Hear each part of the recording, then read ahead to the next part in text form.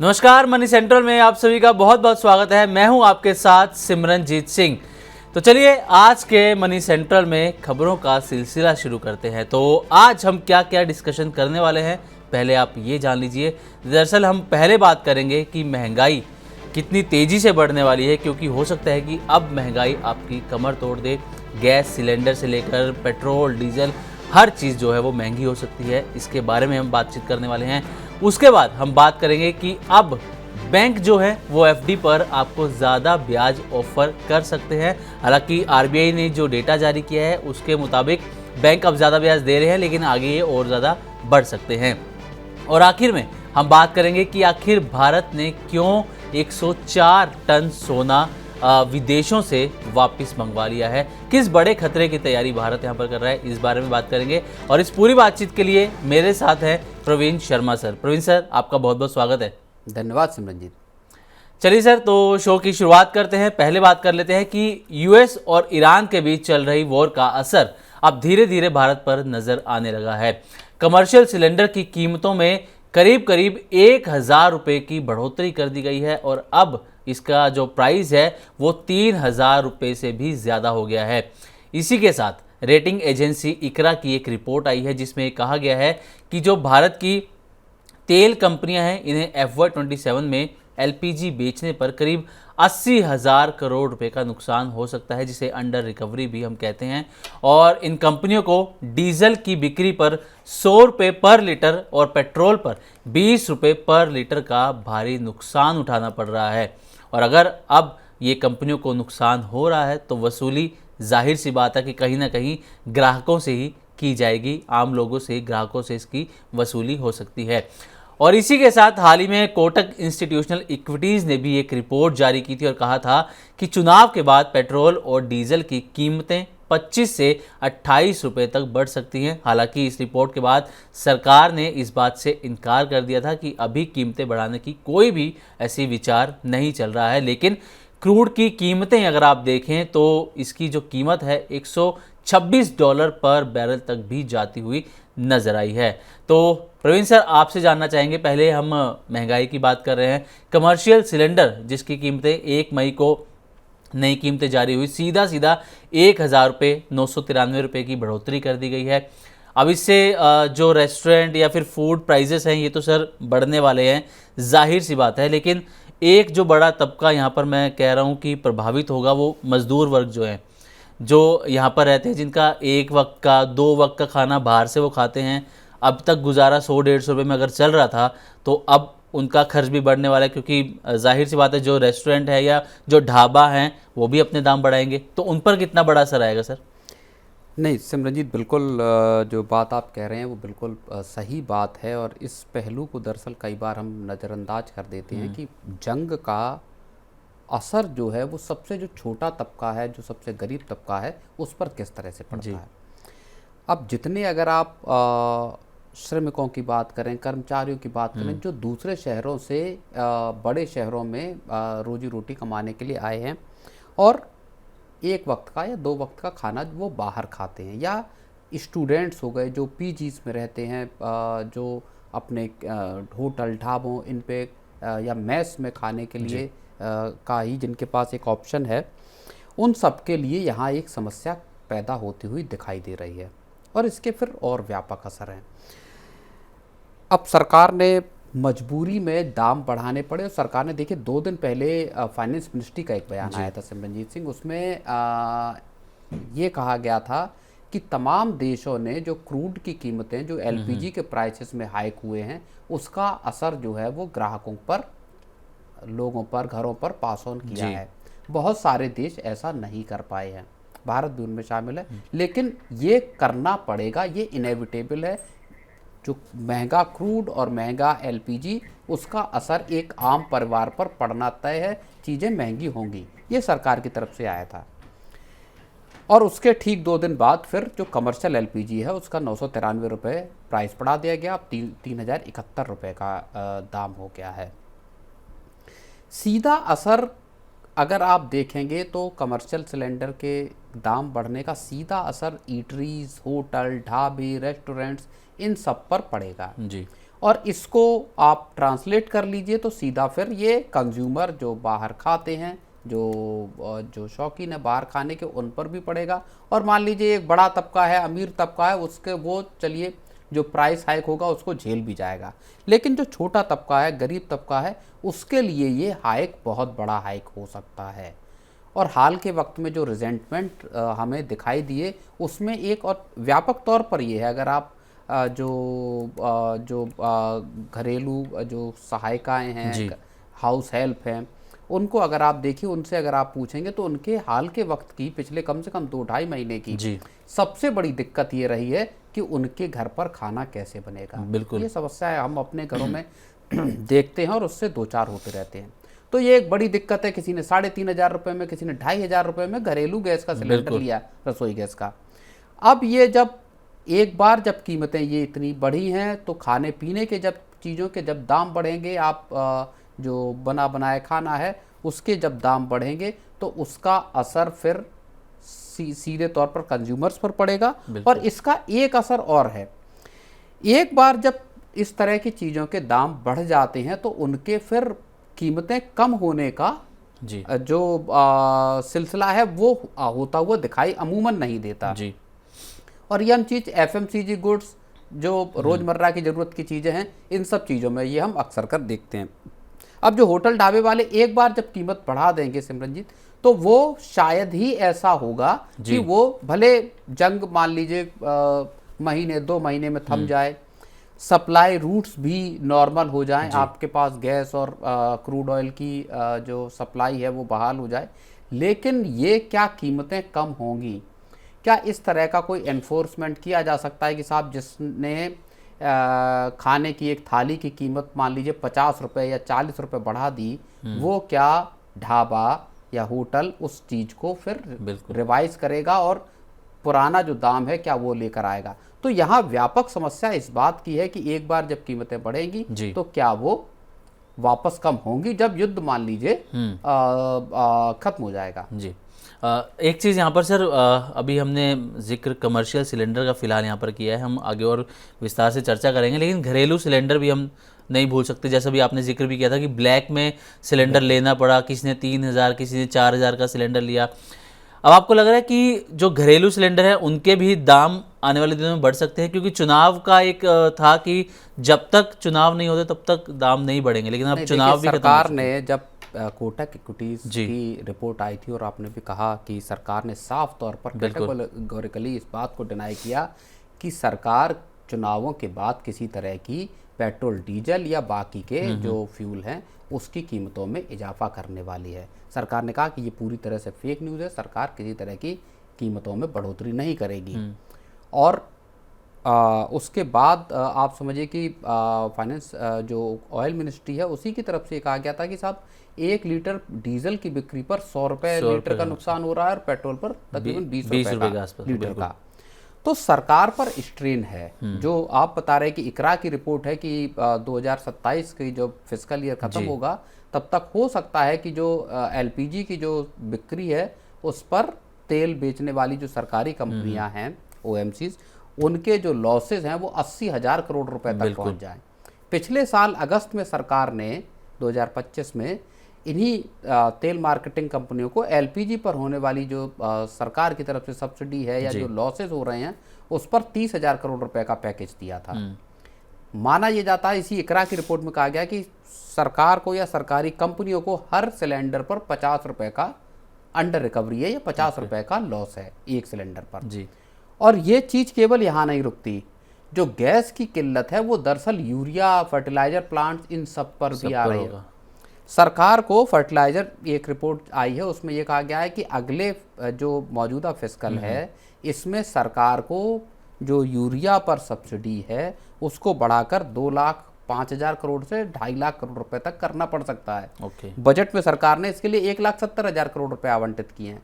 तो एक बड़ा सरकार के खजाने का हिस्सा दरअसल अब यहाँ जाता हुआ दिखाई दे रहा है। अब OMCs के लॉसेज हैं, सरकार कितने वक्त तक ये लॉसेज झेलेगी? क्योंकि सरकार भी साफ तौर पर कह रही है कि साहब 4 साल हो गए तब से पेट्रोल डीजल की कीमतों में कोई इजाफा नहीं हुआ है। तो सरकार बार बार, कम से कम 2 बार सरकार इस बात को साफ तौर पे कह चुकी कि साहब हमारा पेट्रोल डीजल की कीमतों को बढ़ाने का कोई इरादा नहीं है। लेकिन जिस तरह से $126 पर बैरल पर क्रूड पहुंच गया है, उसमें सरकार के सामने बहुत टफ विकल्प हैं, बहुत सीमित विकल्प हैं। कब तक सरकार इस लॉसेस को झेलेगी, क्योंकि लड़ाई के अब फिर बढ़ने की उम्मीद, मतलब मैं कहूँगा कि आशंका पैदा हो गई कि एक बार फिर से लड़ाई भड़क सकती है। मैं यही जानना चाह रहा था सर कि आप सरकार के पास क्या ऑप्शन बचे हैं, या तो एक्साइज ड्यूटी कट करे, सब्सिडी दे, या फिर जो प्राइस है वो पास थ्रू कर दे। क्या आपको लग रहा है कि सरकार एक बार एक्साइज ड्यूटी कम कर चुकी है अभी हाल में ही। सरकार देखिए, और बर्डन मुझे लगता नहीं कि लेने की हालत में सरकार इस बात की उम्मीद कर रही होगी कि किसी भी तरह से ये जंग जल्द से जल्द रुके। हालांकि सरकार ने जो ऑयल के और एलपीजी के जो या नेचुरल गैस है, उसके जो सोर्सिंग के जो ठिकाने हैं, उनको बड़े लेवल पर डाइवर्सिफाई किया है। चाहे रूस हो, चाहे आपका अंगोला हो, या कनाडा हो, या आपका वेनेजुएला हो, या अमेरिका हो, सरकार तमाम दूसरे विकल्पों से लेकर आने की कोशिशें कर रही है ताकि इस जो मौजूदा जो क्राइसिस है उससे बचा जा सके। लेकिन अब चूंकि क्रूड का दाम ही $126 पर बैरल पे पहुंच गया, आशंका ये जताई जा रही है कि और ऊपर जा सकता है। अगर लड़ाई तेज हुई, एस्केलेट होता है यहाँ से मामला, तो क्रूड और महंगा हो सकता है, और महंगा हुआ तो समझ लीजिए कि सरकार का इंपोर्ट बिल बढ़ेगा, और ये एक बहुत बड़ी क्राइसिस फिर वहाँ पे पैदा हो सकती है, सरकार के खजाने के लिए भी, और सरकार को सप्लाई को बरकरार बनाए रखने की भी दिक्कतें आ सकती हैं। सर, भारत जो है, आप जानते हैं कि पेट्रोल डीजल की हम बात करें, गैसेस की हम बात कर लें, इंपोर्ट पर डिपेंड है, मोस्टली इंपोर्ट पर ही हम डिपेंड करते हैं। बिल्कुल। अभी हम ये जो प्राइस की बात कर रहे हैं कि महंगाई होगी, हम अगले 2-4 महीने 6 महीने की बात कर रहे हैं, लेकिन लॉन्ग टर्म में आप इसका क्या इम्पैक्ट देख रहे हैं सर, क्योंकि हम तो इंपोर्ट पर ही पूरी तरीके से डिपेंड करते हैं। नहीं, तो सरकार देखिए कई तरह से पॉलिसी इंटरवेंशन कर रही है, और बिल्कुल रिसेंटली अभी 1 या 2 दिन पहले ही सरकार ने E100 का जो एथेनॉल ब्लेंडिंग का जो है वो पूरा ड्राफ्ट जारी कर दिया, जबकि उससे 1 आध दिन पहले ही नितिन गडकरी का बयान आया था कि हम सोचते हैं कि E85, E35 या E100 जैसे ऑप्शन लेकर आए जाएं, और सरकार ने उसके ठीक 1 दिन बाद या 2 दिन बाद अपना पूरा एक ड्राफ्ट जारी कर दिया। तो सरकार वैकल्पिक जो स्रोत हैं एनर्जी के, उसको लेकर आने में बहुत अब तेजी से तत्परता दिखाई दे रही है, और उसमें एथेनॉल एक बड़ा सरकार को सहारा दिखाई दे रहा है, चाहे ग्रीन हाइड्रोजन हो, चाहे बायोफ्यूल हो, या बायोगैस हो, या E100 एथेनॉल वाले वो हों।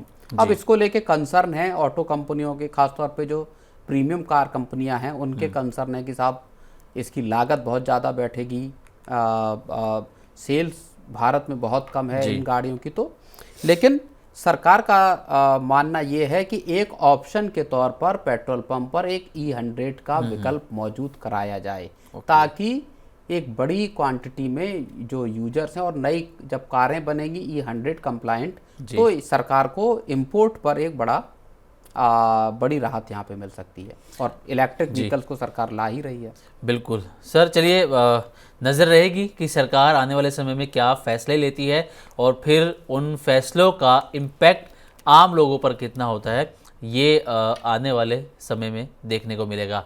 चलिए, वक्त हो गया अपनी अगली खबर की तरफ बढ़ने का। अगली खबर जो है वो आम ग्राहकों के लिए अच्छी हो सकती है, क्योंकि अगर आप अपनी सेविंग्स को फिक्स डिपॉजिट या फिर बैंक में रखते हैं तो ये खबर आपके लिए ज़रूरी है, क्योंकि अब एक नया ट्रेंड शुरू होता दिख रहा है, जहां पर बैंक धीरे धीरे डिपॉजिट रेट्स बढ़ाने की तैयारी में हैं। यानी कि आने वाले समय में आपको अपने पैसे पर ज़्यादा ब्याज मिल सकता है। दरअसल ताज़ा आंकड़ों के मुताबिक भारत में बैंकों ने मार्च 2026 में डिपॉजिट रेट्स बढ़ाने शुरू कर दिए हैं। रिजर्व बैंक ऑफ इंडिया के डेटा के मुताबिक नए टर्म डिपॉजिट पर एवरेज जो रेट ऑफ इंटरेस्ट है वो करीब 6.07% तक पहुंच गया है, जो फरवरी में 5.65% थी। यानी कि सिर्फ 1 महीने में ही करीब 42 बेसिस पॉइंट्स की बढ़ोतरी देखने को मिली है। और सिर्फ बैंक ही नहीं बल्कि NBFCs भी अब आपको ज़्यादा ब्याज दे रही हैं। बजाज फाइनेंस ने 1 मई से अपनी डिपॉजिट इंटरेस्ट रेट्स करीब 45 बेसिस पॉइंट तक बढ़ा दिए हैं। हालांकि दूसरी तरफ एनबीएफसी में ये भी देखने को मिल रहा है, जैसे श्रीराम फाइनेंस ने 6 मई से अपने दरों में 35 बेसिस पॉइंट्स की कटौती का फैसला किया है। मतलब एनबीएफसी में एक जो कंपनी है वो बढ़ा रही है और दूसरी घटा रही है, और इसका मतलब ये है कि एनबीएफसी सेक्टर में एक जैसी रणनीति फिलहाल देखने को नहीं मिल रही है। तो प्रवीण सर, सबसे पहले आपसे मैं यही जानना चाहूँगा कि ये जो इंटरेस्ट रेट बढ़ाए जा रहे हैं, आम ग्राहकों के लिए देखें तो अच्छी खबर है, उनको ज़्यादा ब्याज मिलेगा, लेकिन इसके पीछे जो बड़ा रीज़न है, आपसे पहले वो जानना चाहेंगे सर कि बैंकों के सामने, आरबीआई के सामने क्या मजबूरी आड़े आ रही है जो उनको ये ब्याज बढ़ाने पड़ रहे हैं? नहीं, बिल्कुल सिमरनजीत। देखिए, हम इस चीज़ की चर्चा कई बार हम लोग कर चुके। जब भी बैंकों की डिपॉजिट्स की बात करते हैं तो क्रेडिट जो ग्रोथ है बैंकों की और डिपॉजिट ग्रोथ है, दरअसल उसमें एक बड़ा फ़र्क है।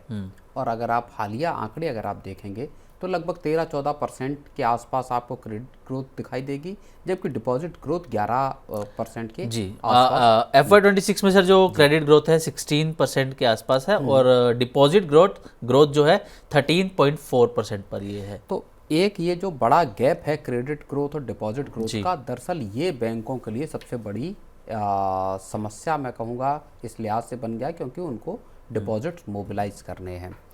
और आरबीआई, अगर आप 1.5-2 साल पहले देखेंगे तो आरबीआई को साफ तौर पे बैंकों को कहना पड़ा कि साहब आपको वो तरीके अपनाने होंगे जिससे कि आपके पास डिपॉजिट्स आ सकें।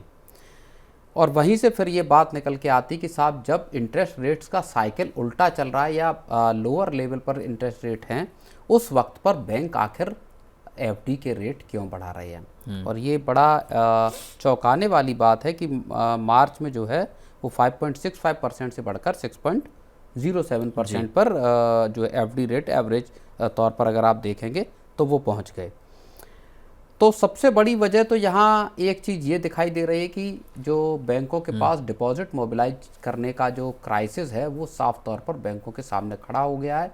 और इसी वजह से बैंक यहाँ पे, चाहे प्राइवेट बैंक और तेज़ी से बढ़ा रहे हैं। जो दिख रहा है कि 5.87 था इनका इंटरेस्ट रेट, जो बढ़कर एफडी पर जो बढ़कर 6.26% हो गया है। लेकिन जो सरकारी बैंक है वो पहले ही 6.2% के आसपास एवरेज रिटर्न दे रहे थे उनकी एफडी, और अब वो 6.45% पे पहुंच गया है। तो एक अगर आप देखें, ओवरऑल पिक्चर देखें तो एफडीज के रेट स्मॉल फाइनेंस बैंक्स में अगर आप जाएंगे तो 8 से 9% का ब्याज मिल रहा है।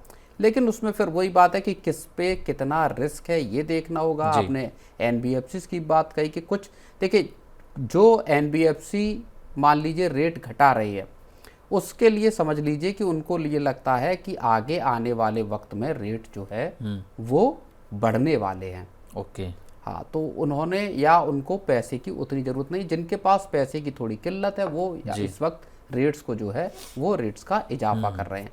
तो एक बैंकिंग सेक्टर के सामने एक चुनौती इस बात की है कि वो साहब डिपॉजिट कैसे हासिल करें, उस वजह से कर रहे हैं।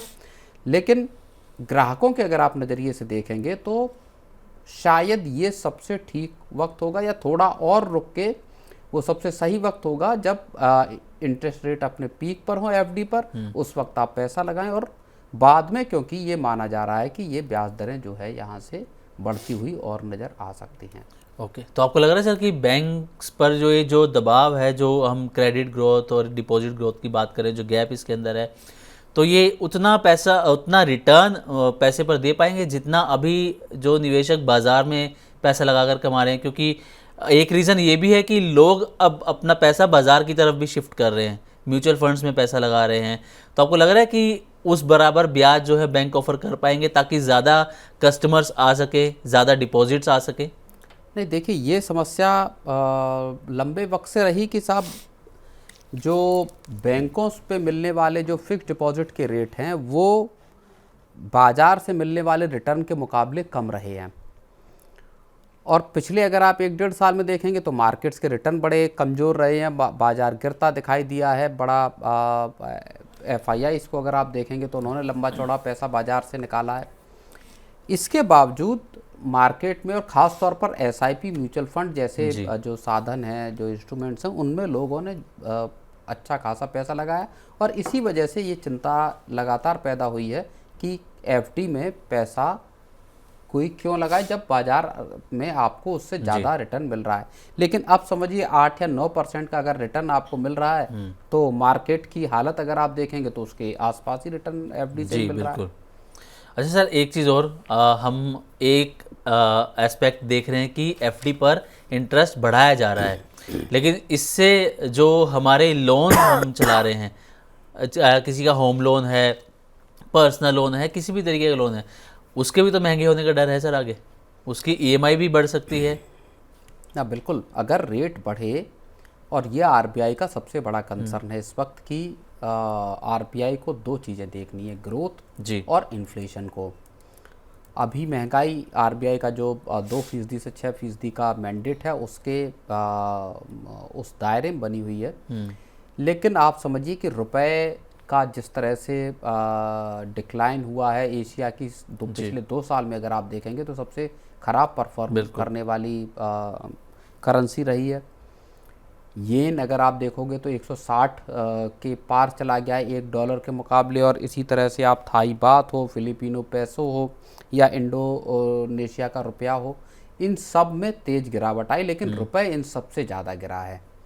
और आरबीआई के लिए अब चुनौती इस बात की है कि साहब वो ग्रोथ को देखे या फिर जो मौजूदा जो चुनौती है रुपए के कमज़ोर होने की, इन्फ्लेशन के बढ़ने की, इसको देखे और इसके हिसाब से ब्याज दरों पर, क्योंकि आरबीआई लगातार ब्याज दरों को स्थिर रखे पिछले, अगर आप 2-3 मॉनेटरी पॉलिसीज़ को देखेंगे, तो क्या इसके आगे आरबीआई एक रिवर्स फैसला ले सकता है? अगर रेट बढ़े इसके आगे तो आप ये मानकर चलिए कि फिर ईएमआईज़ के महंगा होने का सिलसिला शुरू हो जाएगा। लेकिन बैंक्स दरअसल चीज़ों को होल्ड करे हुए हैं। अभी भी जो मार्जिन है बैंकों के, वो प्रेशर में इस वजह से हैं क्योंकि उनको लगातार होम लोन हो या दूसरे लोन्स के रेट हो, उसको कम लेवल पर रखना पड़ रहा है, जबकि एफडी के रेट उनको बढ़ाने पड़ रहे हैं।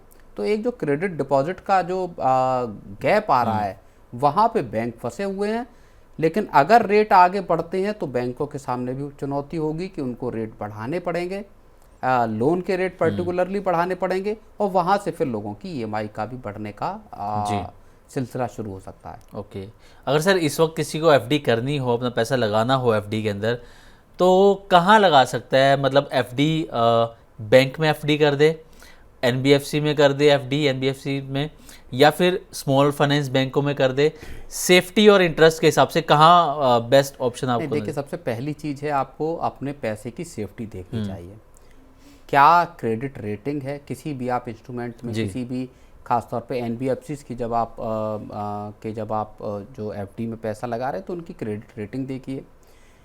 उसके बाद आप देखिए कि आपको कितना ब्याज मिल रहा है। अगर क्रेडिट रेटिंग ठीक है और अच्छा ब्याज मिल रहा है तो फिर आप चाहे स्मॉल फाइनेंस बैंक हो, चाहे एनबीएफसी हो, या बैंकों की एफडी सबसे सेफ मानी जाती है। इसीलिए आप तीनों को देख लीजिए तो सबसे कम जो रेट है एफडी का वो बैंकों में मिलेगा। उसके बाद आपका दिखाई देगा एनबीएफसी में, और फिर आपके स्मॉल फाइनेंस बैंक, क्योंकि उनको बहुत ज़्यादा कैपिटल की ज़रूरत होती है।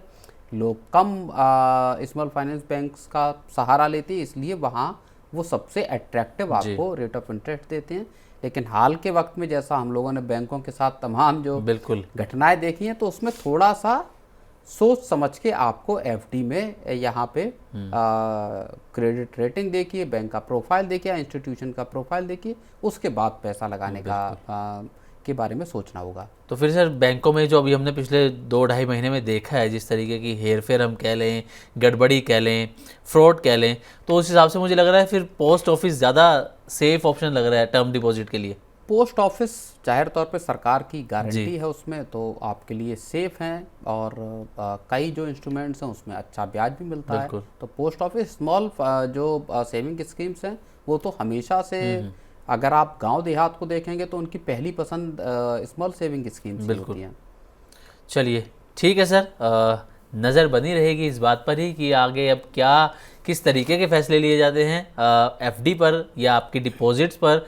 ब्याज तो बढ़ा रहे हैं, लेकिन आगे आपके जो लोन्स चल रहे हैं उस पर कितना इम्पैक्ट होता है, ये भी देखने वाली चीज़ होगी।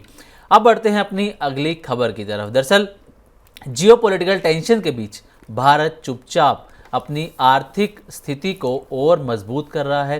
ऐसा इसलिए क्योंकि हाल ही में रिजर्व बैंक ऑफ इंडिया ने बड़ा कदम उठाते हुए विदेशों में रखा अपना करीब 104 टन सोना वापस भारत मंगवा लिया है।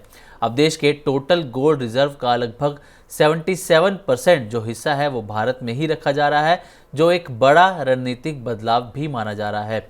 दुनिया में बढ़ती जियोपॉलिटिकल टेंशन और ग्लोबल अनसर्टेनिटी के बीच आरबीआई का ये कदम कई सवाल भी खड़े करता है। तो प्रवीण सर, आपको क्या लगता है कि आरबीआई जिस तरीके से आरबीआई ने अक्टूबर 2025 से लेकर मार्च 2026 के बीच 104 टन सोना विदेशों से वापस मंगवा लिया है, क्या लग रहा है कोई बड़ा रिस्क आने वाला है, किसी बड़े जोखिम से निपटने की यहाँ पर तैयारी हो रही है?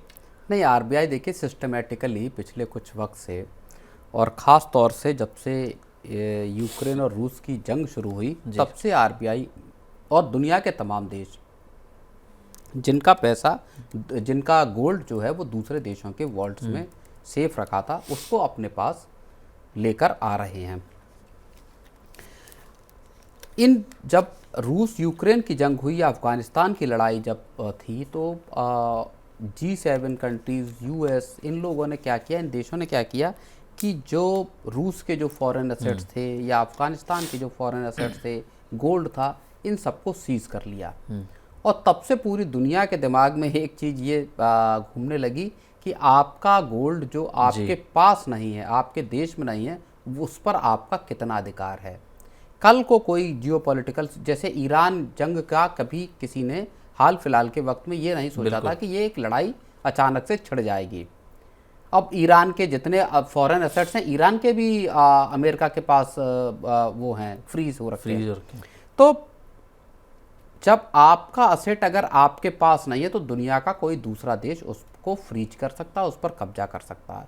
ये बात दिमाग में दरअसल तमाम देशों के आ गई है और इसी वजह से चाहे आरबीआई हो जिसने बैंक ऑफ इंग्लैंड से अपना जो सोना है बड़े तादाद में उठाकर, और सोचिए अब 77% सोना जो है आरबीआई का 880 टन के लगभग का जो टोटल रिजर्व है उसमें 680 टन के आसपास आरबीआई ने अपना देश में मंगा लिया है।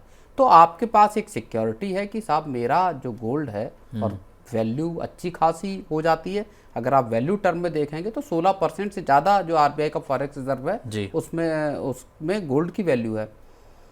तकरीबन 700 बिलियन डॉलर का जो भारत का फॉरेक्स रिजर्व है उसमें 16% से ज़्यादा गोल्ड है। तो इस महत्वपूर्ण जो मसला है कि आपका गोल्ड या आपके एसेट्स जो आपके देश के बाहर हैं वो कितने सुरक्षित हैं, इस सवाल ने दरअसल इन तमाम मुल्कों को और आरबीआई को अपना सोना देश में लाने के लिए मजबूर किया है। ओके, प्रवीण सर, ये मेरे को लगता है हमारे दर्शक भी जानना चाहेंगे कि हम जो अपना गोल्ड विदेशों में रखते हैं या कोई भी कंट्री जो है वो अपना जो सोना बाहर रखती है, इसके क्या फ़ायदे नुकसान है सर? बाहर क्यों रखती है? देखिए, सबसे पहला जो वजह है वो सेफ्टी, कि आपका सोना फला मुल्क में सेफ्टी अच्छी है, वहाँ से कोई सोना इसको लेकर नहीं जा सकता, इसलिए उस मुल्क में किसी भी XYZ देश में आपने, जहाँ भाई यूरोप में या इंग्लैंड में या मान लीजिए आप यूएस के वॉल्ट में रखते हैं, तो इसकी वजह यही है कि आपको लगता है कि वहाँ आपका सोना सुरक्षित है। एक 1991 का जो पूरी क्राइसिस एक आई थी, उसमें भारत को अपना गोल्ड गिरवी रखना पड़ा था। तो कई बार आपको जब जिन देशों की स्थितियां खराब हो जाती उनको गिरवी रखना पड़ता है। एक वजह यह भी है कि भारत के अब चूँकि आर्थिक हालात बहुत मजबूत हैं, इस सोने को जब आप किसी दूसरे देश में रखते हैं तो उसकी एक आपको कस्टडी की फ़ीस भी चुकानी पड़ती है। तो ये सब भी पैसा नहीं चुकाना, तो इसलिए भी एक बड़ा फैक्टर बनता है कि आप उसको सोने को अपने देश में लेकर आ जाएं। ओके, अच्छा एक चीज़ और सर, हम तो अपना सोना जो है विदेशों में रखा है, हम वापस मंगवा रहे हैं और हम लगातार खरीद भी रहे हैं, जो हमारा आरबीआई लगातार खरीद भी रहा है। लेकिन आप जानते हैं कई देश जो हैं, रशिया की बात कर लें तो 22,000 केजी गोल्ड बेच चुका है रशिया अपना। टर्की लगातार अपना गोल्ड बेच रहा है। ये क्यों बेच रहे हैं सर? इनको क्या ऐसा नज़र आ रहा है, क्या इनके देश में कोई संकट की स्थिति है इसलिए गोल्ड बेच रहे हैं? क्या रीज़न है सर? और हम तो लगातार खरीदारी कर रहे हैं, चाइना भी खरीद रहा है लगातार। नहीं, हाँ, दुनिया के देखिए ज़्यादातर मुल्कों ने, अगर आप 2018 से देखेंगे तब से गोल्ड की लगातार सेंट्रल बैंक जो दुनिया के हैं उन्होंने खरीदारी गोल्ड की शुरू की है। और इसकी वजह एक ये भी है कि पूरी दुनिया जो है वो अमेरिकन डॉलर से दूरी बनाना चाहती है। गोल्ड को एक सॉलिड या एक रियल असेट माना जाता है। जो हम लोग कल भी बात कर रहे थे कि साहब जो प्रिंटेड करेंसी है जो है उसकी क्या ही वैल्यू है, जो रॉबर्ट कियोसाकी भी बोलते हैं कि आप ये प्रिंट करेंसी आप जितनी चाहे मर्जी उतनी छाप लीजिए। तो एक तो अमेरिकन डॉलर से डिपेंडेंसी कम करने के लिए, दूसरा सबको ये समझ में आया है कि जो सेफ हेवन वाला जो कॉन्सेप्ट है कि गोल्ड आपका ज़्यादा सेफ है। कल को आप उसको गोल्ड को बेचकर आप अपने देश को बचा सकते हैं कभी ऐसी स्थिति मुश्किल पड़े तो एक बड़ी वजह गोल्ड की खरीदारी की है 2018 से रही, जब तमाम मुल्कों ने खरीदा गोल्ड। भारत भी उसमें शामिल था। पिछले साल भी 27 टन के आसपास भारत ने सोना खरीदा।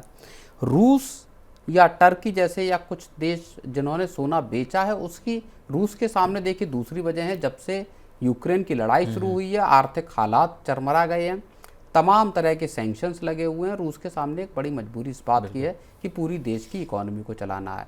हालांकि अभी सैंक्शंस में कुछ रियायत मिली कि क्रूड बेचने की, लेकिन एक रूस के सामने बड़ी मजबूरी इकोनॉमी को चलाने की है। टर्की या कोई और देश अगर बेचते हैं या आरबीआई भी कुछ हिस्सा बेचता है गोल्ड का, तो एक बड़ी वजह ये हो सकती है कि दाम इतने ऊंचे हुए हैं कि उसमें से आपने जो सोना कम दाम में खरीदा था उसमें से आप कुछ हिस्सा बेचकर इसको प्रॉफिट बुकिंग कर सकते हैं। तो कुछ देश हो सकता है प्रॉफिट बुकिंग के लिए कि हमने साहब पर्याप्त हमारे पास रिजर्व रखा है, एक हिस्सा बेचकर कुछ उसको जो उसको मोनेटाइज कर लेते हैं, उसमें से कैश ले लेते हैं। तो एक ये वजह यहाँ पे हो सकती है। तो सर हमने जो अपना सोना वापस मंगाया है, क्या इससे जो हमारा रुपया लगातार कमज़ोर हो रहा है 95 के लेवल को भी क्रॉस कर चुका है, आपको लग रहा है रुपये में थोड़ी मजबूती आ सकती है या इन्फ्लेशन में कुछ ऐसा बदलाव, क्या इम्पैक्ट इसका हो सकता है? नहीं देखिए, सोने को अपने देश में लेकर आने का ना तो इन्फ्लेशन पर असर होगा, ना आपका इसका रुपए पर कोई असर होगा। ये तो आपका सोना था, चाहे भारत, केवल उसकी लोकेशन, बेसिकली अगर आप देखोगे तो लोकेशन चेंज हुई है और ज़्यादा आपने आपके हिसाब से आपके कंट्रोल में अब आपका असेट है। इतना बड़ा क्वांटिटी में अगर आपका असेट बाहर था तो वो पूरे देश की इकोनॉमी के लिए बहुत बड़ा खतरा था। कल को लड़ाई होती है तो आप जैसे आज रूस के पास अपना सोना रखा है तो वो उस सोने को बेच पा रहा है, उसके बदले पैसा या अपनी इकोनॉमी को चला पा रहा है। अगर आपका सोना आपके पास नहीं है और जो दूसरा कंट्री है वो उस सोने को जब्त कर लेता, फ्रीज कर लेता, तो आपके पास फिर साधन बचते नहीं हैं। तो एक लेवरेज हासिल हो जाता है कि साहब कल को मेरे पास 880 टन भारत के पास सोना है, अगर लड़ाई होती है किसी मुल्क के साथ और आर्थिक हालात बिगड़ते हैं तो इस गोल्ड का इस्तेमाल किया जा सकता है। बिल्कुल। और भारत का एक और कदम हम कह सकते हैं उठाया कि गोल्ड और ज़्यादा जो मार्केट में आ सके, गोल्ड मोनेटाइजेशन स्कीम, जिसके बारे में हमने डिटेल में बातचीत भी की थी सर, वो भी एक अच्छा कदम सरकार की तरफ से हो सकता है ऐसी अगर कोई कठिन परिस्थिति हमारे सामने आती है तो। बिल्कुल, ये भी अच्छा कदम हो सकता है जहाँ पे कि सरकार सोने को आपसे लेकर उसको मेल्ट करके उसको सेल ऑफ कर सकती है। जी चलिए परवीन सर, बहुत बहुत शुक्रिया अपना कीमती समय देकर तमाम मुद्दों पर बातचीत करने के लिए। तो आज के मनी सेंटर में बस इतना ही, हमें दीजिए इजाज़त, नमस्कार।